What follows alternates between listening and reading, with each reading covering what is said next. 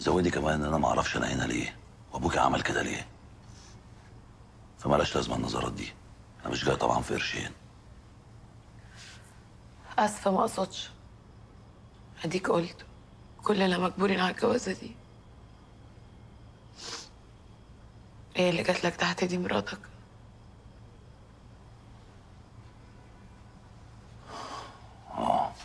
مراتي.